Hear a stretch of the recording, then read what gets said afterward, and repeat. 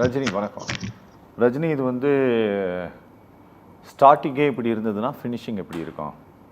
இது தூய கட்சி அப்படின்னு சொன்னாங்க, கடைசியில் எம்எல்ஏக்களே தூக்குற கட்சியாக இருக்குன்னு சொல்லிட்டு. இதுக்கு முன்னால் இப்படி நடந்ததில்லை அப்படின்ட்டு திரு இபிஎஸ் சொல்வதற்கும், இது எம்எல்ஏக்களை தூக்குற கட்சியாக இருக்குது அப்படின்ட்டு நீங்கள் சொல்வதற்கும், இது ரெண்டும் ஒரே குரலாக ஒலிப்பதற்கு என்ன காரணம்? சார், முதலாவதாக இவர்கள் என்றைக்கு அந்த 108 ஒரு நம்பர் வந்துச்சோ அதுக்கு அடுத்த நாள் வெற்றி பெற்ற ராயபுரத்தினுடைய சட்டமன்ற உறுப்பினர் தாமு பட்டாக்கத்தியில் கேக் வெட்டுறாரு. அதற்கு பிறகு தஞ்சாவூரில் இன்னைக்கு 717 மதுக்கடைகளை மூடி இருக்கிறது தாவேகா அரசாங்கம் என்று அண்ணன் செல்வம் சொல்லுகிறார். நாங்களும் வரவேற்கிறோம்.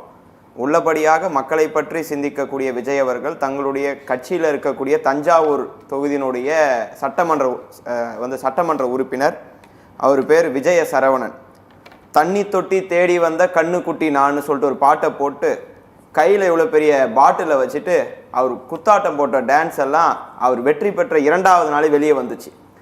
அவர் கட்சியில் இருக்கக்கூடிய சட்டமன்ற உறுப்பினர்களே மது பிரியர்களாக இருந்து பொது வெளியில் ஒரு பப்ளிக் நியூசன்ஸை உருவாக்கக்கூடிய வகையில் இன்றைக்கு செயலாற்றி கொண்டிருக்கிறார்கள்.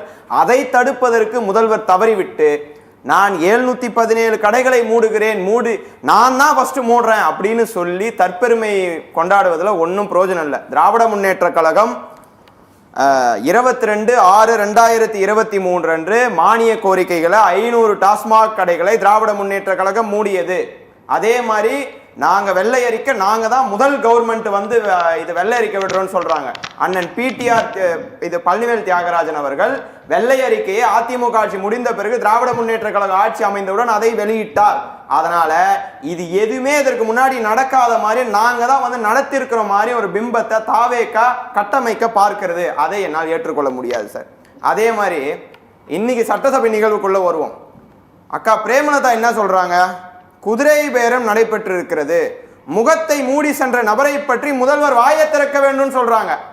இது குதிரை வேகத்தில் போகிற ஆட்சி, குதிரை பேரத்தில் உருவான ஆட்சி இல்லை. நான் இதை தான் இன்னைக்கும் சொல்றேன். இன்னும் ஒரு சினிமா டைலாக்ல இருந்து வெளியே வரல. அவரு தாவேகாவுடைய தலைவராக இருந்தால் ரஜினி கேள்வி கேட்க மாட்டேன். இன்றைக்கு அவர் எனக்கும் சேர்த்து முதலமைச்சர். இந்த மாதிரி ஒரு சினிமா டைலாக் சொல்லலாமா? முகத்தை மூடிட்டு போனது யாரு கேட்கறாங்கல்ல, யாருன்னு சொல்ல வேண்டியது தானே. குதிரை பேரம் நடக்கலன்னா அப்ப நீங்க சொல்லணும் யார் அந்த முகத்தை மூடிக்கொண்ட நபர் என்று. உண்மையாவே சார், காமராஜர் ஆட்சி அமைப்பேன்னு சொன்னாங்க. காமராஜரை தூக்கி ஆட்சி அமைச்சிருக்கிறாங்க இன்றைக்கு தாவேகா. அங்கிருந்த காமராஜ் அவர்களை குதிரை பேரம் நடைபெற்று அவரை அமமுகவில் இருந்து விலைக்கு வாங்கியிருக்கிறார்கள். அமமுகவில் இருந்து நேற்றைக்கு அவர் நீக்கப்பட்டிருக்கிறார். எதுக்கு போனோம்? தான் கட்சியில நின்று என்டிஏ எங்களுக்கு கொள்கை எதிரி, திமுக எங்களுக்கு பொலிட்டிக்கல் எனிமின்னா சொல்லிட்டு 2 கட்சிகளிலும் இருந்தும் 2 கட்சிகளுக்கு எதுக்கு வாக்கு விழுந்திருக்கும்? விஜய் வேண்டாம், திமுகவிற்கு விழுந்த வாக்குகள்னா விஜய் வேண்டாம், மதவாத சக்திகள் வேண்டாம், எங்கள் வேட்பாளருக்கு விழுந்த வாக்குகளையும் என்டிஏ கூட்டணியில காமராஜ் யாருடைய வாக்கை பெற்றிருப்பார்? என்டிஏ கூட்டணிக்கு ஆதரவான வாக்குகளை பெற்றிருப்பார்.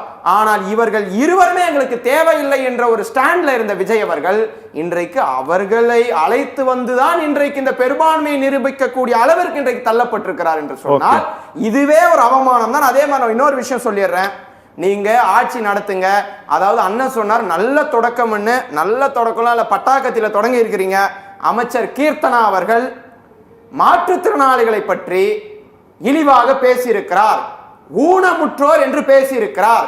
அதை அவர்கள் திருத்திக் கொள்ள வேண்டும். அதே மாதிரி வரலாற்றிலே அண்ணன் எதையோ காரணம் சொல்றாரு. ரத்தன் பண்டித் அவர்கள் விஜய்க்கு ஜோதிடம் பார்த்தார் என்ற ஒரே குவாலிபிகேஷன் தான் அவருக்கு. அவர் ஒன்னும் படித்து விட்டு அரசு பணிக்கு வரணும்னா வர கிடையாது. அவரை எடுத்துட்டு அரசு பதவியில உட்கார வச்சுட்டு இன்றைக்கு எதிர்கட்சிகளால் அந்த முயற்சி கைவிடப்பட்டிருக்கிறது என்றால் அவர் செஞ்சது தப்பு தானே. ஆட்சிக்கு வந்த 2வது நாள் இந்த மாதிரி தப்பு செய்யலாமா? அப்போ தப்பு செய்து அது திருத்தப்பட்டிருக்கிறது. அதை திருத்தப்பட்டதற்கு காரணம் திமுக தான். கிளீன் பாலிடிக்ஸ் சொல்லிட்டு ஊழல் நடத்தி ஊழலுக்காக வழக்கு வாங்கியவர்களை இன்றைக்கு ஆதரவு தெரிவிக்க வைத்தது யார்? ஒன்னே ஒன்று சொல்றேன். இன்னைக்கு சபாநாயகர் ஒருதலைபட்சமாக செயல்பட்டு இருக்கிறார். ஒரு கட்சியில ஒருத்தர் அலோவ் பண்ணீங்க. அண்ணன் தமிமுன் அன்சாரி பேசினாரு. எங்க திராவிட முன்னேற்ற கழகத்தின் சார்பாக அண்ணன் உதயநிதி ஸ்டாலின் பேசினாரு. ஒரு கட்சி சார்பா ஒருத்தர் தான் பேசினாங்க. அக்கா பிரேமலதா பேசினாங்க. அதே மாதிரி பாமக சார்பாக அக்கா சௌமியா அவர்கள் பேசினாங்க. அதிமுகல எடப்பாடி பழனிசாமியை பேச விட்டீங்க. அப்ப ஏன் எஸ்பி வேலுமணியை பேச வைக்கிறீங்க? அப்போ உங்களுக்கு சார்பானவர்களை அதாவது நேத்தே போய் பார்த்துட்டு வந்துட்டீங்க.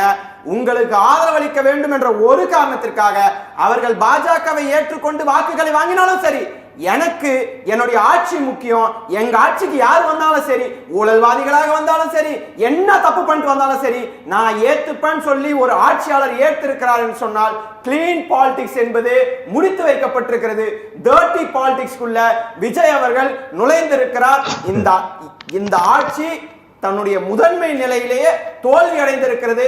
மக்களுடைய கோபத்தை சம்பாதித்திருக்கிறது. Okay okay